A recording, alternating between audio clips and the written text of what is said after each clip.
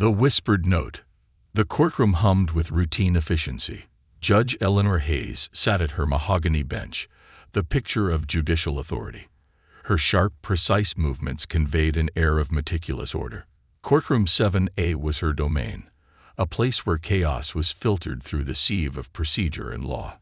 She had built her reputation on impartiality, on her ability to remain detached no matter the case or the circumstances. The case before her was a mundane property dispute, the kind that didn't attract reporters or spectators. Eleanor's mind drifted slightly as the defense attorney stumbled over an objection. Her schedule loomed in her mind. Cases to review, committees to attend, a life compartmentalized into blocks of time. She glanced at the clock. Everything was moving as planned. But then, the heavy wooden doors at the back of the courtroom creaked open. Eleanor barely glanced up. It wasn't unusual for someone to arrive late or leave early in such a low-stakes case. But this time was different.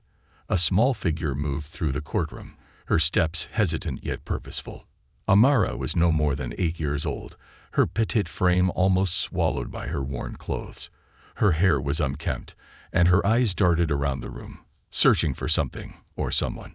In her trembling hands, she clutched a folded piece of paper.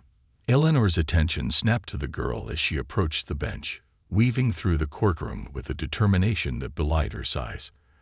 The room, previously lulled into the monotony of legal jargon, fell silent. Even the attorneys paused, their arguments forgotten as they watched this child cross into forbidden territory. "Sweetheart, you can't be here," said Bailiff John Calloway, stepping forward to intercept her. His voice was kind but firm. Amara stopped, her wide eyes meeting his for just a moment. Then, with a burst of speed, she darted around him, her small sneakers squeaking against the polished floor. She reached the bench and stretched onto her tiptoes, placing the crumpled note on Eleanor's desk. The judge froze, her pen halting mid-signature. For a moment, no one moved. Eleanor stared down at the girl, whose large brown eyes were filled with equal parts fear and resolve. Slowly, Eleanor picked up the note, the courtroom silent except for the soft rustle of paper. As her eyes scanned the words, her breath caught in her throat. "You told my mother to trust the system. Now she's dead. Will you help me, or will you let me die too?" Eleanor's carefully constructed mask of impartiality cracked. Her hands, steady through years of intense trials, trembled. The note burned in her hands, the weight of its message pressing down on her chest. "Your Honor." The prosecutor ventured, her voice hesitant. Eleanor didn't respond. Her eyes remained fixed on the child in front of her. Amara's expression was a mixture of defiance and desperation. Eleanor saw echoes of someone else in those eyes, someone who had stood before her years ago, pleading for justice. "Bailiff," Eleanor finally said, her voice unsteady but gaining strength. "Lock the doors. Nobody leaves this courtroom." The murmur of confusion spread like wildfire. Attorneys whispered among themselves, and the spectators shifted uneasily. "Your Honor, what is the meaning of this?" The defense attorney protested, his voice rising in alarm. Eleanor rose from her seat, the black robe that symbolized her authority suddenly feeling like a shroud. "This court is now under lockdown," she declared, "until further notice." Panic erupted. Phones buzzed as people tried to call out, only to find their signals mysteriously blocked. Spectators whispered anxiously, and the defendant sat frozen in his seat, forgotten amid the chaos. Eleanor stepped down from the bench, her gaze never leaving Amara. She knelt to meet the girl's eyes, her voice softer now. "What's your name, sweetheart?" "Amara," the girl whispered, her voice small but steady. "Amara," Eleanor repeated, the name tasting bittersweet on her tongue. "Can you tell me what's going on?" Amara hesitated, her small hands clutching the hem of her shirt. Finally, she whispered, "They're coming for me, just like they came for my mom." The room spun for Eleanor, as memories she had buried deep resurfaced. 3 years ago, a woman named Evelyn had stood in this very courtroom, her voice trembling as she presented evidence against a powerful corporate mogul, Victor Kane. Eleanor had dismissed the case, citing insufficient evidence. Evelyn had pleaded, "Please, Your Honor, people are dying." But Eleanor, bound by procedure, had ignored her. A few weeks later, Evelyn was dead. Now her daughter stood before her, asking the same question Evelyn had. "Will you help me?"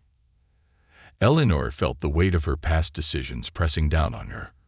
For the first time in her career, she realized that the law, in all its rigidity, had failed, and she had been complicit. She rose to her full height, her jaw set with determination.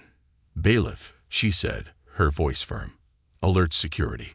We're going into lockdown for real this time." Amara's words echoed in her mind. "Will you let me die too?" "Not this time." Shadows of the past.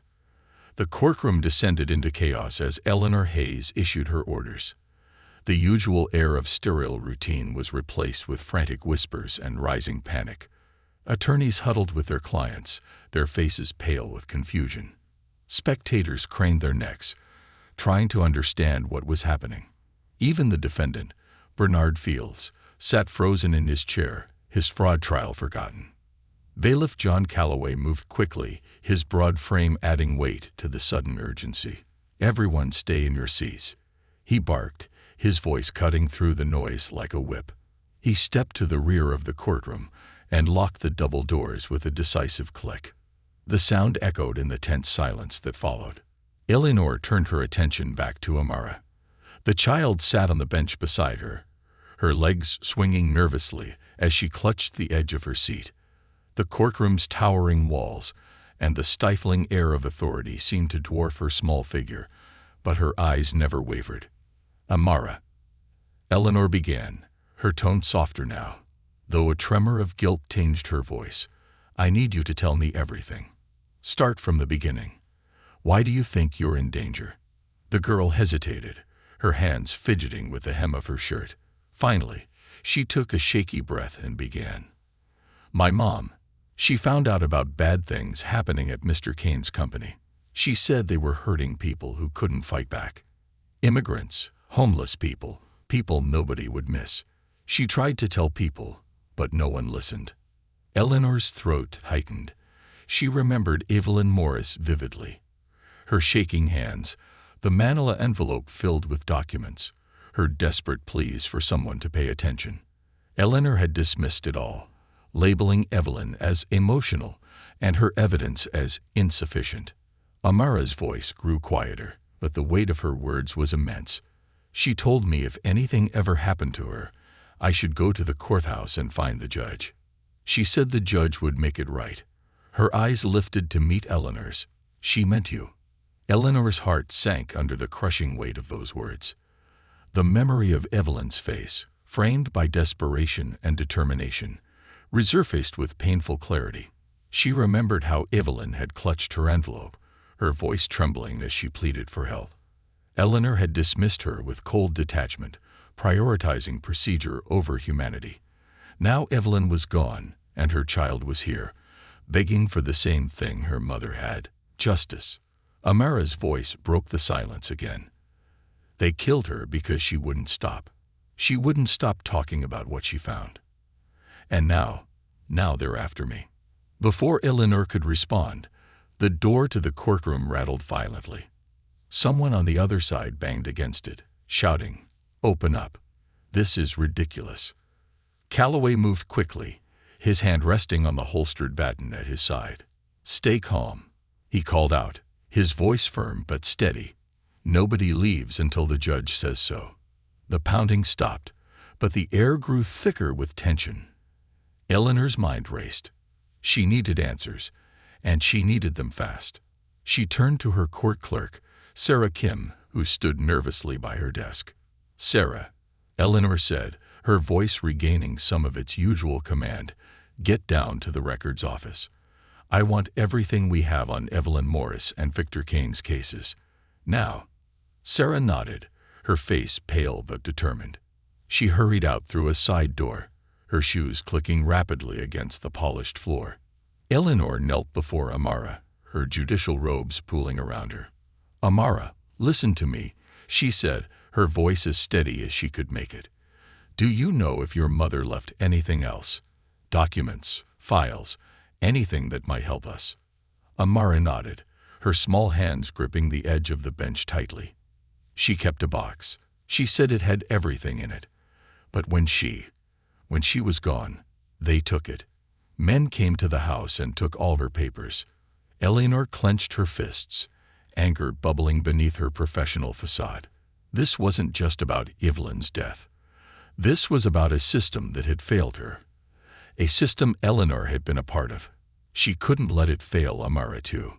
The muffled sound of commotion outside the courtroom door pulled Eleanor from her thoughts.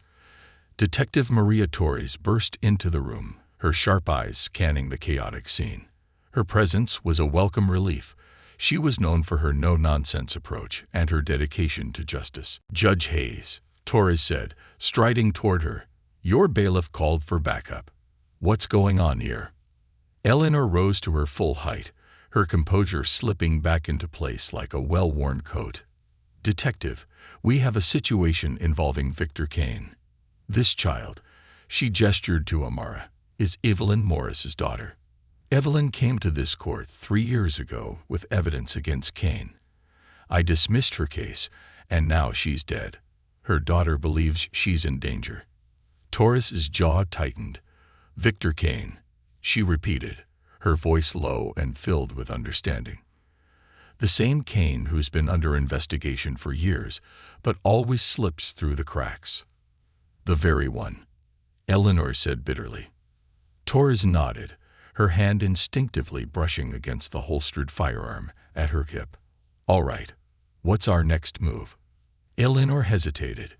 This wasn't her domain anymore. The courtroom she had ruled with ironclad precision was now a battlefield, and she was out of her depth. But one thing was clear. She couldn't let Amara become another victim of the system. "We need to secure this courthouse," Eleanor said finally. "Nobody in or out until we figure out who's after her. And we need those files from the records office." Torres nodded. "I'll coordinate with security, and I'll get those files myself if I have to." As Torres moved toward the side door, Eleanor turned back to Amara. The girl's face was pale but determined, her hands trembling as she held the note she had given the judge. "I'll protect you," Eleanor said, the words coming out as both a promise and a plea. "I won't let them hurt you." Amara's eyes filled with tears, but she didn't cry. She simply nodded, her small face etched with a bravery far beyond her years. Eleanor's resolve hardened. She had failed Evelyn once, but she wouldn't fail her daughter. Not again. As the chaos outside the courtroom grew louder, Eleanor knew the storm was just beginning. But this time, she was ready to fight. Beneath the surface, the courthouse buzzed with escalating tension. Eleanor Hayes, judge of courtroom 7A, had spent her career maintaining control. Orderly cases, pristine schedules, and outcomes dictated by the strictest interpretation of the law. But today, all of that was crumbling around her. Eleanor paced the small judge's chamber she had retreated to with Amara and Sarah Kim. Amara sat in a plush chair too large for her, swinging her legs nervously, while Sarah clutched a folder of notes and papers as if it were a lifeline. The room's dim lighting did little to mask the weight of fear that hung in the air. Detective Maria Torres stood by the door, her presence a reassuring counterpoint to the rising chaos outside. Torres had already made one round through the courthouse, ensuring the lockdown was being enforced and assessing the security risks. She now leaned against the doorframe, her sharp eyes following Eleanor's every move.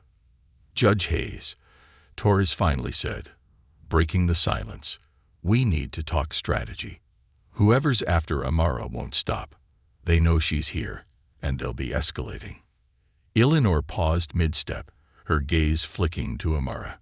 The child looked so small, so vulnerable, but there was a spark of defiance in her eyes. A spark Eleanor recognized as Evelyn's. "She's already been through too much," Eleanor said, her voice thick with guilt. "I failed her, Mother. I can't fail her." "You're not," Torres said firmly. "But we need to move quickly. Kane has resources, money, power, and people who will do his bidding without question. If he's involved, this courthouse isn't just locked down. It's under siege. Eleanor's mind raced. The pieces were starting to fall into place, but the picture they formed was darker than she had anticipated. The files, she said suddenly, turning to Sarah. Evelyn's files. What do we have so far? Sarah, her usual composed demeanor cracked under the pressure, quickly opened the folder she had retrieved from the courthouse archives. These are partial documents Evelyn submitted before her case was dismissed. They're incomplete, but they outline significant discrepancies in Victor Kane's financials, offshore accounts, falsified property records, and connections to shell companies. Eleanor's hands trembled as she took the folder and flipped through its contents. This is what she was trying to prove, she murmured, more to herself than anyone else. This is why they silenced her. Not just silenced her, Torres interjected. If what Amara says is true, Evelyn wasn't just killed for what she found. Kane and his people wanted to ensure no one else could use it. They would have destroyed everything she had. Amara, who had been silent up to this point, suddenly spoke. She hid some of it, the girl said quietly, her voice barely above a whisper. Eleanor turned to her, kneeling to meet her eyes. What do you mean, Amara? What did she hide? She said it was too dangerous to keep everything in one place, Amara explained, her small hands twisting in her lap. She made copies and told me where to find them if anything happened to her. Torres straightened, her eyes narrowing with interest. Where, Amara? Where did she hide them? Amara hesitated, glancing at the adults in the room. Then, with a deep breath, she whispered, at the old library near our house. She said it was the safest place she knew. The library, Eleanor repeated, her mind racing. It was both brilliant and tragic. Evelyn's attempt to safeguard the truth, while knowing she might never live to see it uncovered. Torres wasted no time. We need to secure those files immediately, she said, her hand instinctively brushing the handle of her holstered weapon. If Kane's people are after Amara, they'll eventually figure out where the files are. We can't let that happen. Eleanor's stomach churned. If we leave this courthouse, we're exposing Amara to even more danger. We don't all need to leave, Torres countered. I'll go. You stay here with Amara and keep her safe. I can handle retrieving the files. Eleanor hesitated. The plan made sense, but the thought of sending Torres out into the unknown alone made her uneasy. You'll need backup. I'll take one of the bailiffs, Torres said. Someone I can trust to have my back. Eleanor nodded reluctantly. Fine, but be careful. Torres gave her a reassuring smile. Always. While Torres made preparations to leave, Eleanor focused on Amara. The child's bravery was remarkable, but it was clear the events of the day were taking their toll. Eleanor knelt before her again, her stern judicial demeanor softening into something almost maternal. Amara, she said gently, you've done something incredibly brave today. You've helped us more than you know. But I need you to do one more thing for me. Amara looked up, her eyes wide but steady. What is it? I need you to stay here with Sarah and me, no matter what happens, Eleanor said. We'll keep you safe, but you have to trust us. Can you do that? Amara nodded, her small hand reaching out to grip Eleanor's. I trust you, she said quietly. The words hit Eleanor like a hammer. Trust. It was a fragile thing, easily broken and difficult to rebuild. Evelyn had trusted her once, and that trust had been betrayed. Now her daughter was offering it again, and Eleanor vowed silently that she wouldn't squander it this time. As Torres and the bailiff, John Calloway, slipped out of the courthouse under the guise of routine patrol, the tension inside the building continued to escalate. The lockdown courtroom buzzed with whispered speculation. Carmen Doyle, a local journalist trapped inside, had taken to live streaming the situation on social media, her whispered commentary drawing thousands of viewers. What we're witnessing here is unprecedented, she murmured to her camera. A judge has locked down the entire courthouse, reportedly due to a potential threat. There's talk of a child and a dangerous secret, but details remain unclear. Stay tuned for updates. Meanwhile, in Eleanor's chamber, the air grew heavy with anticipation. Sarah worked diligently to sort through the incomplete files they had, trying to piece together the story Evelyn had tried to tell. Amara sat quietly, her small frame dwarfed by the oversized chair, her gaze fixed on Eleanor. "I'm scared," the girl admitted softly. Eleanor crossed the room and knelt beside her. "I know," she said, placing a reassuring hand on Amara's shoulder. "But I promise you, we're going to get through this." The judge's voice was steady, but inside, her resolve was battling against a tide of doubt. The courtroom, once a sanctuary of order, was now a battleground. And as much as Eleanor hated to admit it, the stakes were higher than they had ever been. The law, which she had upheld so rigidly for so long, suddenly seemed fragile in the face of the corruption they were fighting. For the first time in her career, Eleanor Hayes realized that justice wasn't about rules or procedures. It was about people. And today, it was about protecting one little girl who had been let down by the system her mother had died trying to trust. As the minutes ticked by, Eleanor waited, her mind bracing for the storm that was sure to come. If you'd like, I can continue with Part 4, diving deeper into Detective Torres's dangerous mission to retrieve the hidden evidence, while tensions inside the courthouse rise further. Let me know how you'd like to proceed. A dangerous retrieval. Detective Maria Torres moved swiftly through the courthouse's back corridors, her every sense heightened. The old building creaked and groaned around her, each sound amplifying the weight of the task ahead. Beside her, Bailiff John Calloway walked with a steady, purposeful gait, his hand resting lightly on the baton clipped to his belt.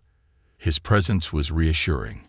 He was a no-nonsense veteran with years of experience handling tense situations. "Are you sure about this, Detective?" Calloway asked in a low voice as they approached the side exit. The tension in his tone was impossible to miss. Torres nodded without hesitation. If Amara's telling the truth, those files could be the key to taking down Victor Kane. But we need to act fast. The longer we wait, the more time his people have to figure out what we're doing. Calloway grunted his agreement and unlatched the heavy metal door. It groaned in protest as it swung open, revealing the alleyway behind the courthouse. The chilly afternoon air hit them like a slap, carrying with it the faint hum of distant sirens. The lockdown had attracted attention, and the media was beginning to swarm outside the courthouse's perimeter. Torres adjusted her jacket and motioned for Calloway to follow. "Stay sharp. If Kane has people watching, we'll know soon enough." They slipped into the city's labyrinth of streets, moving with practiced efficiency. Torres's mind raced as she considered the implications of Amara's story. Victor Kane was a name that sent ripples of fear and caution through law enforcement circles. He was untouchable, not just because of his wealth and influence, but because he had woven himself into the fabric of the city's power structure. Politicians, business leaders, even law enforcement. Kane had connections everywhere. As they approached the old library where Amara said the files were hidden, Torres slowed, scanning the street for anything unusual. The library was a relic of another era, its once grand facade now weathered and crumbling. Boarded-up windows and faded signage hinted at years of neglect, but it was still standing, a fortress of forgotten knowledge. "This the place?" Calloway asked, his voice low. Torres nodded. "Yeah, let's move." They approached cautiously, their footsteps muffled by the cracked concrete. Torres pulled a flashlight from her pocket as they reached the building's side entrance. The door was locked, but the rusted padlock didn't stand a chance against Torres's determined hands and a well-placed crowbar. Inside, the air was heavy with dust and the faint scent of mildew. Long-forgotten shelves loomed in the dim light, their contents disorganized and abandoned. The building was silent, save for the occasional creak of settling wood. "Where do we start?"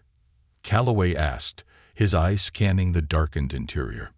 Torres pulled out a hastily sketched map that Amara had drawn earlier. She said it's in the back, an old storage room her mother used to clean before the library closed. It'll be hidden somewhere there. The two moved deeper into the building, their footsteps crunching softly against the debris-strewn floor. Taurus's flashlight swept across cobwebbed aisles and sagging shelves, each beam revealing more of the library's neglected state. The oppressive silence was broken only by the sound of their breathing and the occasional rustle of displaced debris.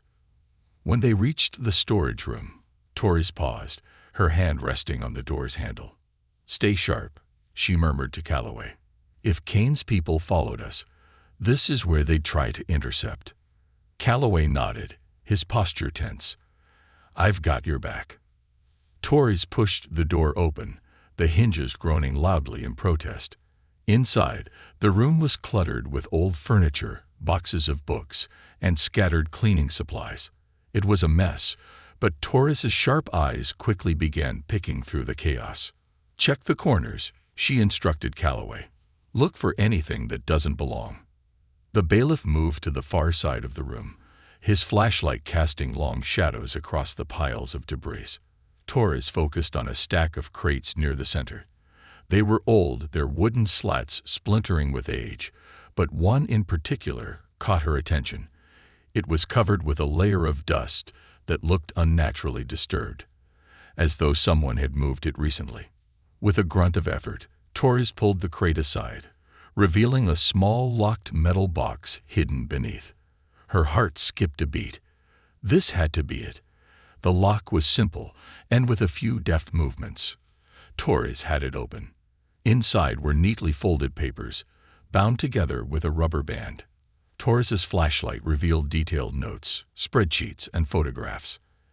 Evidence that could topple Victor Kane's empire. Her breath caught as she realized the significance of what she was holding. "This is it," she whispered, carefully tucking the documents into her jacket. "This is what Evelyn died for." A sudden noise shattered the stillness, a creak of wood, followed by the faint sound of footsteps. Taurus froze, her hand instinctively going to her weapon. She gestured to Calloway, who immediately moved to her side. "Someone's here," she mouthed. The footsteps grew louder, more deliberate. Whoever it was, they weren't trying to hide. Taurus motioned for Calloway to take cover behind a nearby stack of crates. She crouched low, her gun drawn, her senses on high alert. The door to the storage room creaked open, and a shadowy figure stepped inside. The beam of a flashlight swept across the room, pausing for a moment on the disturbed pile of crates. Taurus held her breath, her finger hovering over the trigger. The figure moved closer, their steps slow and methodical. Taurus waited until they were fully inside before making her move. "Freeze," she barked, rising from her hiding spot and leveling her weapon. The intruder froze, their flashlight dropping to the floor. The harsh beam illuminated a face Taurus didn't recognize. Male, mid-30s, with a wiry frame and a look of startled aggression. "Don't move," Taurus ordered, her voice cold and steady. "Who sent you?" The man's lips curled into a smirk. "You know who." Taurus's stomach twisted. Kane's reach was even faster than she had anticipated. "You're not walking out of here with anything," she said, her voice low and firm. The man lunged, his movements quick and unexpected. Taurus sidestepped, narrowly avoiding the attack, and Calloway was on him in seconds. The bailiff's broad frame collided with the man, pinning him to the ground with practiced efficiency. "Got him," Calloway grunted, securing the intruder's arms. "What now?" Taurus's mind raced. They didn't have time for this. "Tie him up," she said, tossing a pair of zip ties from her belt. "We'll leave him for the local PD to find. We need to get these files back to the courthouse."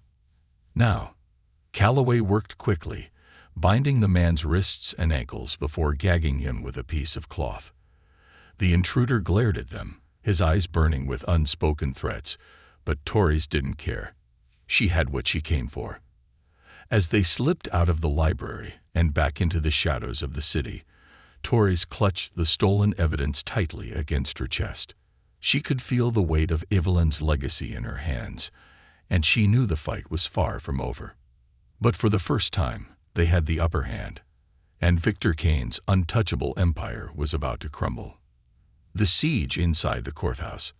Back at the courthouse, Judge Eleanor Hayes stood by the window of her chamber, her sharp eyes scanning the lockdown courtroom through a narrow slit in the blinds. The rising tension was palpable. Reporters had gathered outside, their cameras trained on the building, capturing every flicker of movement. Inside, whispers of fear and confusion floated through the room as spectators and attorneys speculated about what was happening. In the corner of the chamber, Amara sat on a plush chair, her knees pulled to her chest. Her wide eyes betrayed the fear she tried so hard to conceal. Sarah Kim hovered nearby, her normally calm demeanor fraying at the edges. She was clutching the folder containing Evelyn's partial files, as though the papers were a lifeline. Eleanor turned away from the window and crossed the room. She knelt beside Amara, her black robe pooling on the floor around her. "Amara," she said softly, "Detective Torres will be back soon. She's very good at what she does. She'll get what we need." Amara nodded slightly but didn't look up. "What if they get her?" she whispered. Her voice was so small, it was almost swallowed by the silence. "They won't," Eleanor said, placing a reassuring hand on the girl's shoulder. "Torres knows how to handle herself, and she has someone with her who will make sure she's safe."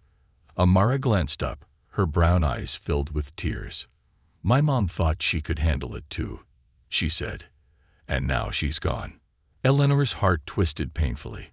The weight of her past mistakes pressed against her chest like a physical burden. "I can't change what happened to your mom," she said, her voice thick with emotion. "But I promise you, I will do everything in my power to make this right." Before Amara could respond, a loud crash echoed from the main courtroom. Eleanor shot to her feet, her pulse quickening. Sarah rushed to the door and peered out, her hand trembling as she turned the knob. "What was that?" Sarah asked, her voice tight with fear. Eleanor motioned for Sarah to step back. "Stay here with Amara," she ordered. "Lock the door behind me." "But," Sarah began, her protest cut off by Eleanor's sharp look. "No arguments," Eleanor said firmly. "Keep her safe." Sarah nodded reluctantly and guided Amara to the far corner of the room. Eleanor stepped out into the hallway, closing the door behind her. She heard the lock click into place, a small comfort in the growing chaos. The main courtroom was in disarray. A wooden bench had been overturned, and a small group of people huddled together near the defense table, their faces pale with fear. Eleanor's eyes immediately found the source of the commotion. A man, tall and broad-shouldered, stood near the judge's bench, a gun clutched tightly in his hand. His face was red with anger, and his movements were erratic, like a caged animal. "Everyone stay where you are," he bellowed, his voice echoing off the walls. "Nobody moves until I get what I want."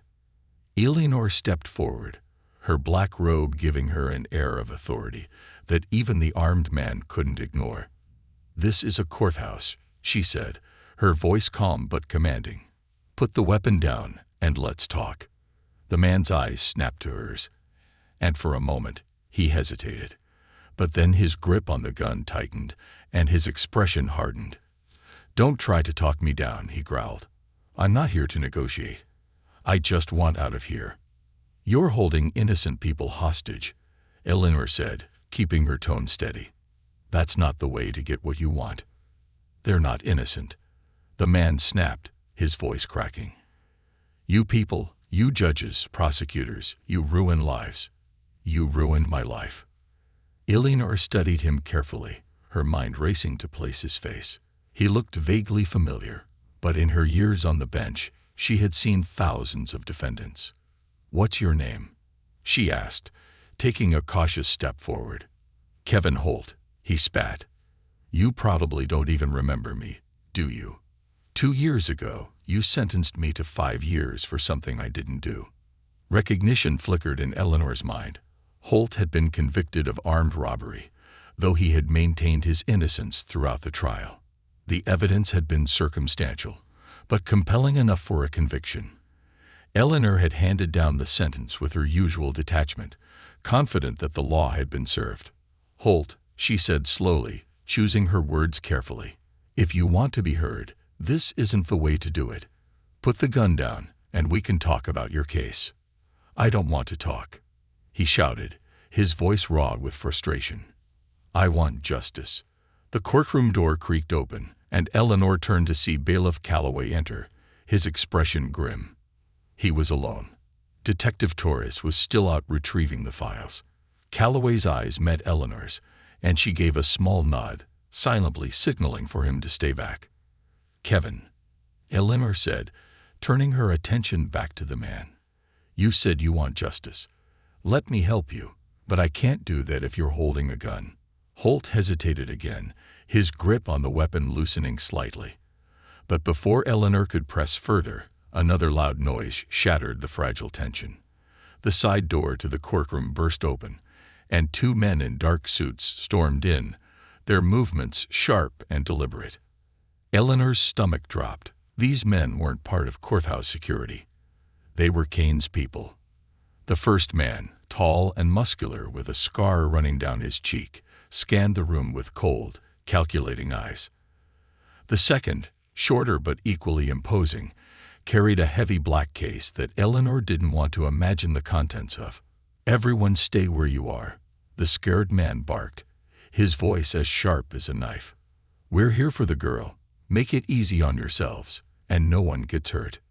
Panic rippled through the courtroom as the hostages realized the stakes had just been raised.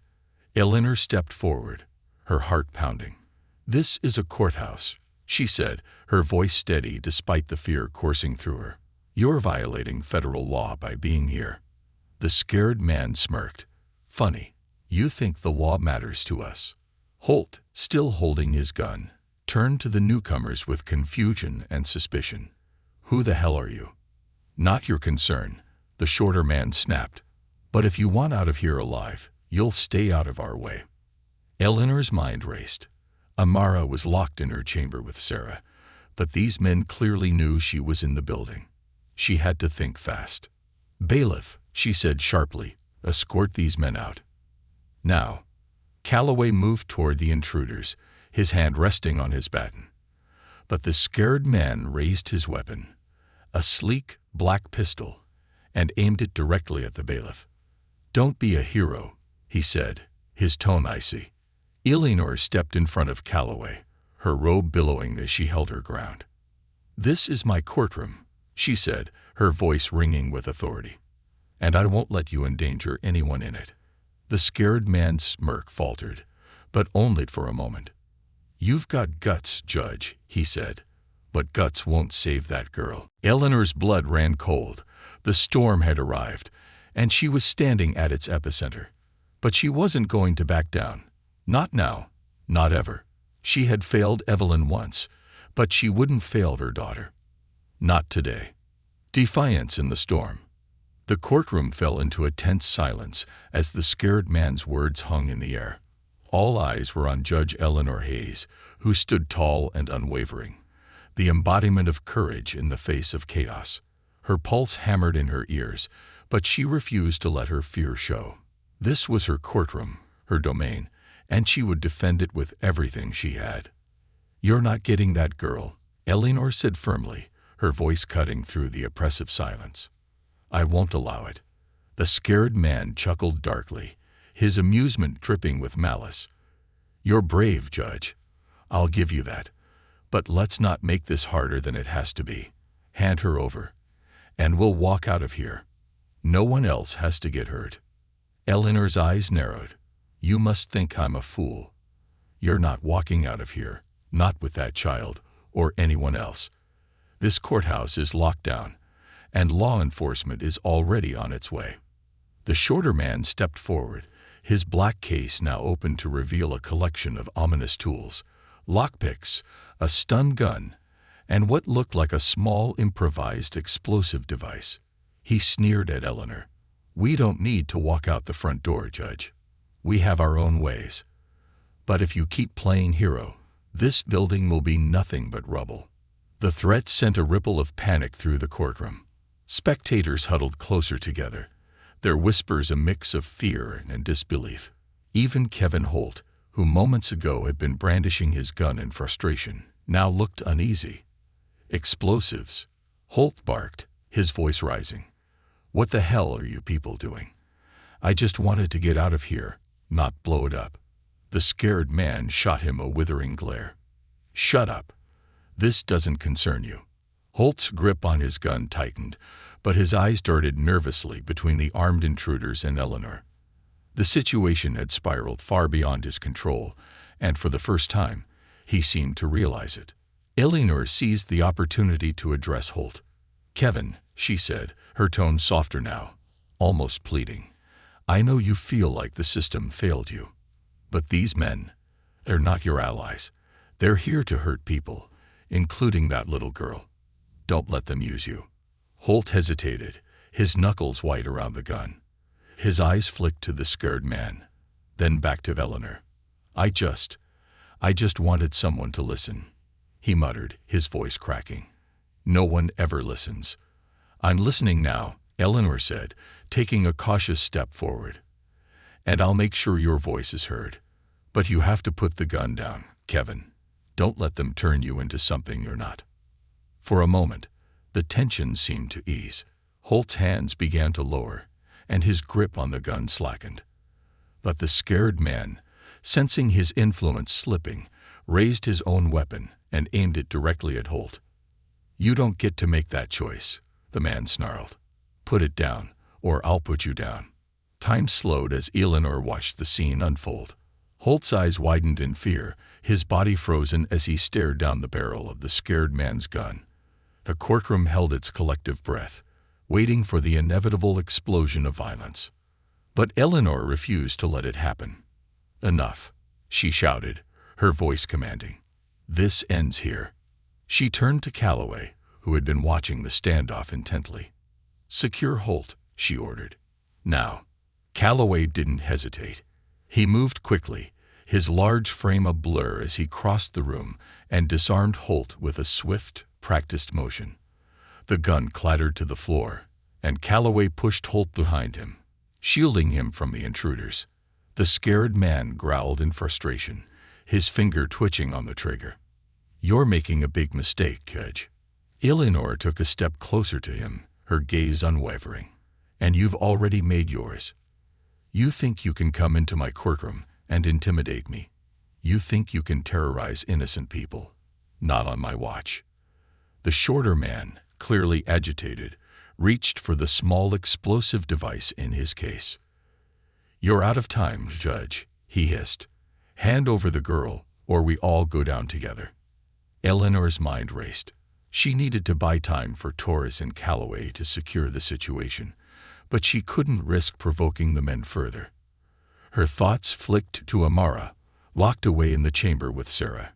She had to protect her, no matter the cost. "Listen to me," Eleanor said, her voice steady despite the storm raging around her. "You think this is about power, about control, but you've underestimated something far more important, the will of the people you're trying to oppress. Amara's mother stood up to you, and now her daughter is carrying that same fight. You can't win this." The scared man's smirk faltered, a flicker of uncertainty crossing his face, but the shorter man was less affected. He stepped forward, holding the explosive device aloft. "We'll see about that." Before he could act, the doors to the courtroom burst open, and a wave of SWAT officers flooded the room, their weapons trained on the intruders. "Drop your weapons," one of them barked, his voice amplified by the tactical helmet he wore. "Now."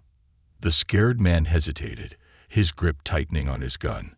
But the shorter man, realizing they were outnumbered, dropped the explosive device and raised his hands. "Don't shoot," he muttered. "We surrender." The SWAT officers moved quickly, disarming both men and securing them in restraints. The courtroom erupted in a mixture of relieved cheers and sobs as the hostages realized the danger had passed. Eleanor let out a shaky breath, her knees threatening to buckle beneath her, but she didn't falter. She turned to Calloway, who was still holding Holt in place. "Take him to holding," she said. "He'll get his chance to speak. Properly this time." Calloway nodded, guiding a subdued Holt toward the exit. The SWAT team began clearing the room, escorting the remaining hostages to safety. But Eleanor's thoughts were elsewhere. She needed to check on Amara. Back in her chamber, Eleanor found Sarah and Amara huddled together in the corner.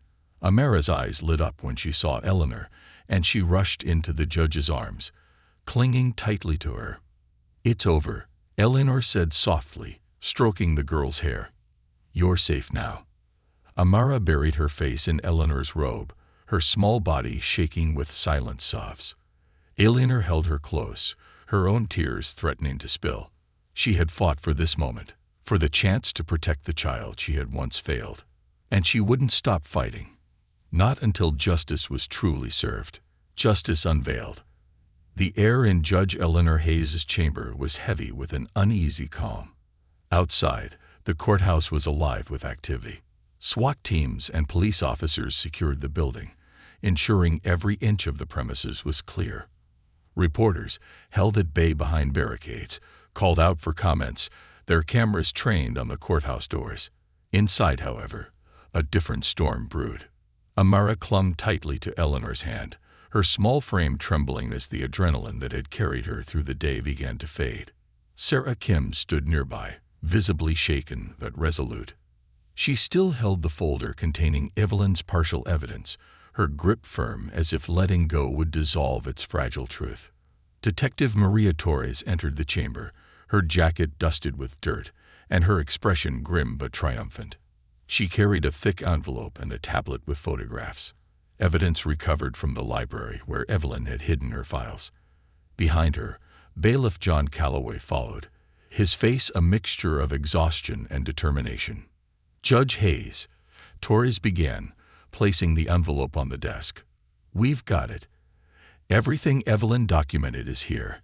Accounts, ledgers, photographs, and names. It's more damning than I expected." Eleanor exhaled a breath she hadn't realized she was holding. "Let me see." Torres opened the envelope and spread the contents across Eleanor's desk. The room fell silent as everyone leaned in, their eyes scanning the mountain of evidence. Evelyn's notes were meticulous, every page a roadmap of Victor Kane's crimes. Financial transactions tied to trafficking operations, offshore accounts funneling dirty money, and photographs of warehouses connected to his properties, all laid bare in stark detail. "This isn't just circumstantial," Torres said, tapping on a photograph of a warehouse with marked coordinates. "This is actionable. With this, we can get warrants, make arrests, and bring Kane down." Amara's small voice broke through the room's intensity. "My mom said no one would believe her," she whispered, "that they'd say it wasn't enough." Eleanor knelt beside her, taking the girl's hands in her own. "They'll believe it now," she said firmly. "Your mother was brave, Amara. She didn't just uncover the truth. She documented it so no one could ignore it. She fought for this, and now will make sure her fight wasn't in vain." Amara nodded, her eyes brimming with tears. "Will they listen to you?" Eleanor felt a lump rise in her throat. She thought of the countless times she had dismissed cases like Evelyn's, of how the law had sometimes served power instead of justice. "They'll listen," she promised, "because we're not giving them a choice." An hour later, the conference room on the courthouse's second floor became the command center for the operation against Kane. Eleanor, Torres, and a small team of investigators gathered around a long table piled high with Evelyn's evidence. The atmosphere was charged with a sense of purpose. Torres began outlining their next steps. "We need to act fast. Kane's people will know we're moving against them. I've already alerted the district attorney's office. They're preparing warrants as we speak, but we'll need to coordinate with federal authorities. This goes beyond our jurisdiction." Eleanor nodded, her mind racing. "What about the press? They're swarming outside. If they get wind of this too soon, it could jeopardize the operation." Torres glanced at Calloway. "We've instructed officers to hold the media back for now, but it's only a matter of time before they start asking the right questions.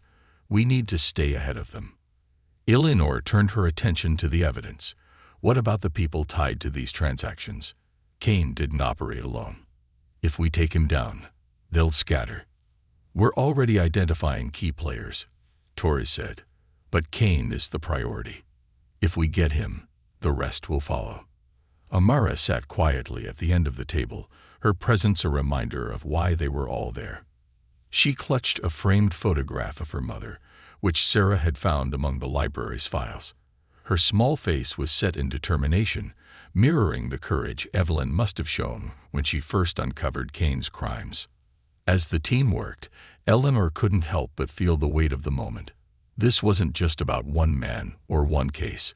This was about restoring faith in a system that had failed too many people for too long. By evening, the courthouse was buzzing with coordinated efforts. Federal agents had joined the operation, their presence lending an air of gravitas to the proceedings. Eleanor stood in the courtroom, watching as boxes of evidence were loaded into vehicles bound for the district attorney's office. Amara sat in the gallery, flanked by Sarah and Calloway. She looked tired, but there was a flicker of hope in her eyes that hadn't been there before. Eleanor approached her, kneeling once again to meet her gaze. "You've been so strong today," Eleanor said. "Your mother would be proud of you." Amara's lip trembled, and for a moment, she was just a little girl who had lost everything. "Do you think she knows?" she asked. Eleanor placed a hand on her shoulder, her voice steady. "I think she does, and I think she'd want you to know that her fight wasn't for nothing." Amara nodded, her small hands gripping the photograph of her mother. "I want them to know what she did. I want everyone to know." "They will," Eleanor said, her tone firm. "I'll make sure of it." As night fell, Eleanor addressed the press gathered outside the courthouse. Flanked by Torres and federal agents, she stood at the podium, her black robe still draped over her shoulders. The cameras flashed, and the crowd hushed as she began to speak. "Today, this courthouse became a battlefield in the fight for justice," Eleanor said, her voice carrying over the assembled reporters. "A brave woman, Evelyn Morris, uncovered a truth so dark that it cost her life. Her daughter, Amara, brought that truth to us, demanding we act. And we did."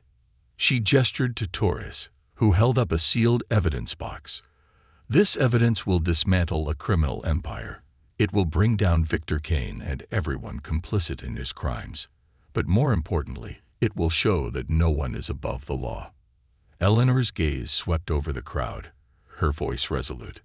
"Justice isn't just about following rules or procedures. It's about protecting those who cannot protect themselves. Today, we take a step toward making that a reality." The crowd erupted in questions, their voices blending into a cacophony of curiosity and excitement. But Eleanor's words had already made their mark. Back inside the courthouse, Eleanor returned to her chamber, where Amara waited. The little girl looked up as Eleanor entered, her expression tired but hopeful. "Did you tell them about my mom?" Amara asked. Eleanor nodded, kneeling beside her once more. "I did, and they're going to know how brave she was." Amara smiled faintly, the first genuine smile Eleanor had seen from her. "Thank you." Eleanor took the girl's hand in hers. "No, Amara. Thank you for reminding me what justice really means." And for the first time in years, Eleanor Hayes felt at peace.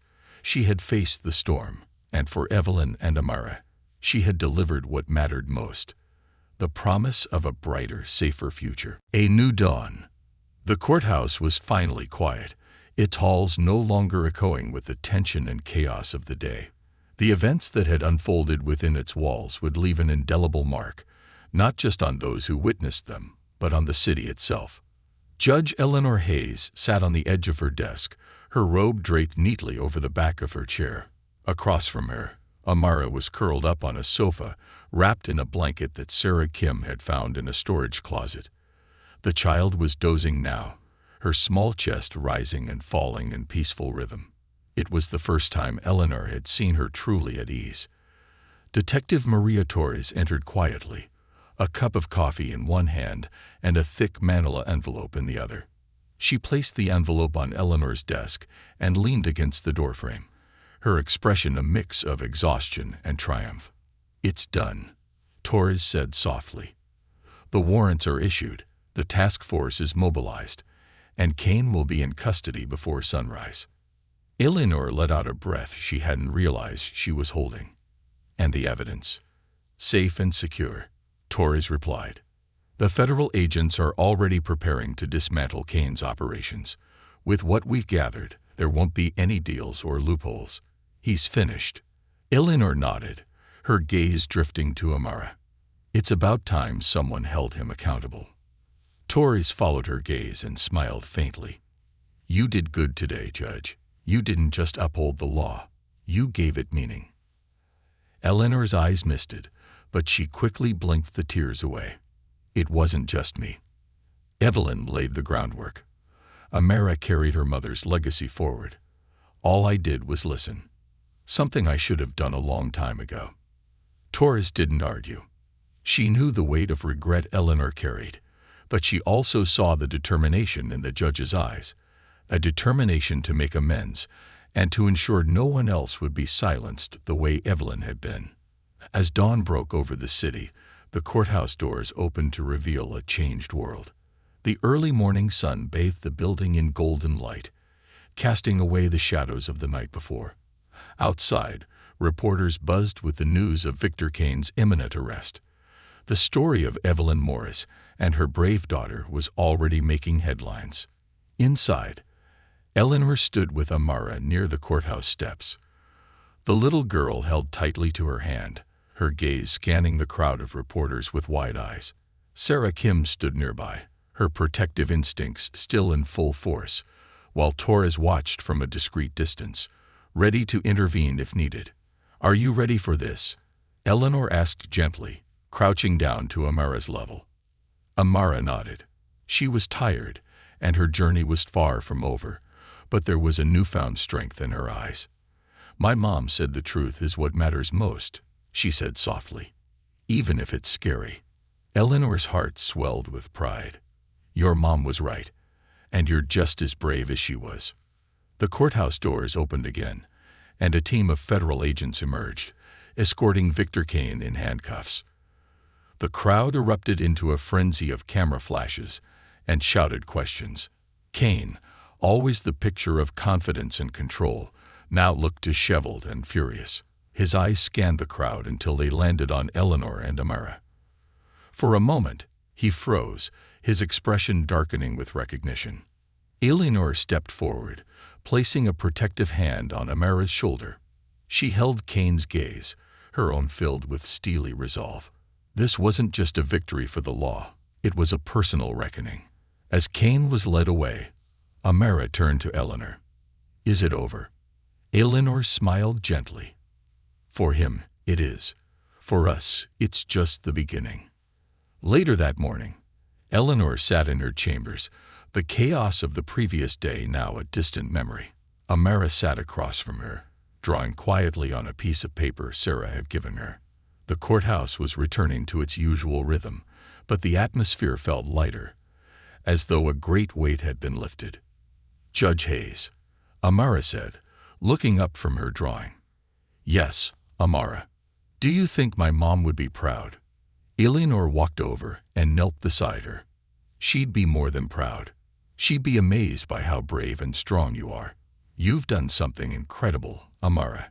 You've made sure her voice was heard. Amara smiled, her eyes shimmering with unshed tears. I miss her. Eleanor reached out and took the girl's hand. I know, and I can't replace her, but I promise I'll be here for you, as long as you need me. The bond between them was unspoken but undeniable, two lives intertwined by tragedy and hope. Eleanor had found her purpose again, not just as a judge, but as a protector and advocate for those the system so often overlooked. As Amara returned to her drawing, Eleanor allowed herself a moment of quiet reflection. She had faced her failures and emerged stronger, with a renewed understanding of what justice truly meant. And though the road ahead would be long and challenging, she was ready to walk it. Because justice wasn't just about laws and rulings, it was about people, about ensuring every voice, no matter how small, was heard. Evelyn Morris had taught her that. Amara had reminded her. and Eleanor Hayes would never forget it again. With a deep breath, Eleanor turned to the window, watching as the city awoke to a new day. It wasn't just another morning. It was a new beginning. For Amara, for justice, and for herself.